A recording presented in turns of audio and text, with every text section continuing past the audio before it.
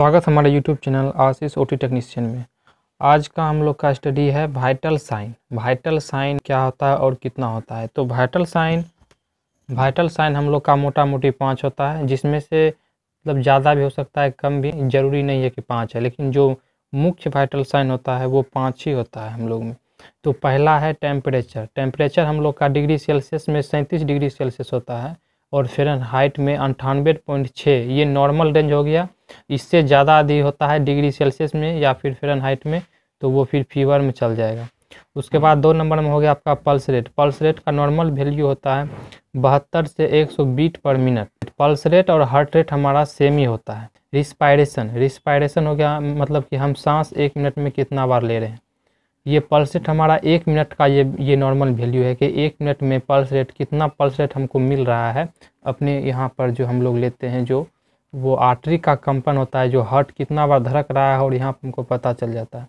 तो pulse rate हमारा 1 minute का है 72 से 100 बीट पर मिनट। उसके बाद रिस्पायरेशन का मतलब हो गया कि हम लोग 1 मिनट में कितना बार सांस लेते हैं। एज के हिसाब से कम बेस हो सकता है, लेकिन नॉर्मल जो रेंज होता है सांस लेने का, ये उसका इसमें दिया गया है। तो 18 से बीट पर मिनट होता है। उसके बाद हो गया 4 नंबर में ब्लड प्रेशर। ब्लड प्रेशर का नॉर्मल वैल्यू हो गया हमारा 120/80 mmHg, मतलब मिलीमीटर मर्क्यूरी। नीचा होता है तो वो हाइपो हो गया और इससे ज़्यादा हो गया तो वो हाइपर में चला गया।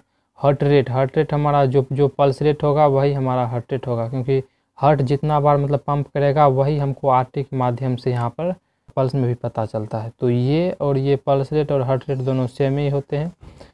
वाइटल साइन में पेन भी आते हैं कि पेशेंट से पूछना पड़ता है कि दर्द हो रहा है या नहीं, तो इसलिए पेन भी पूछना होता है इसमें। उसके बाद पीएच हो गया, इसमें ये भी वाइटल साइन के अंदर ही आते हैं, जिसका नॉर्मल वैल्यू 7 होता है और इससे कम यदि हुआ तो फिर वो चल जाएगा अम्लीय में, इससे ज़्यादा हो गया तो वो क्षारीय में।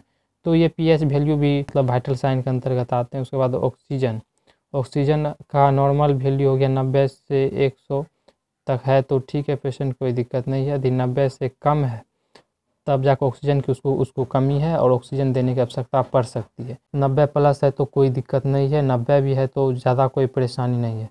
SpO2 का पूरा नाम होता है सैचुरेटेड पल्स ऑक्सीमीटर।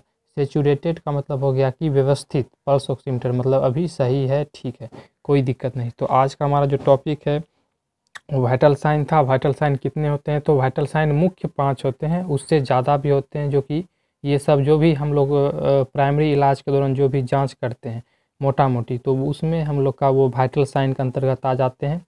ये मतलब temperature, pulse rate, respiration, blood pressure, heart rate या पल्स रेट या पेन, उसको क्या दर्द है, पीएच क्या है, ऑक्सीजन उसका कितना है, ये सारे चीज़ मतलब जब देखते हैं पेशेंट का तब जाकर हमको कुछ समझ में आता है कि हाँ पेशेंट को आखिर दिक्कत क्या हो रही है, मतलब उसका प्राथमिक उपचार उसका क्या होना चाहिए, इस चीज़ के बारे में हमको पता चल जाता है। तो इस चीज़ को पहले हम लोग को ठीक करना पड़ता है पेशेंट का।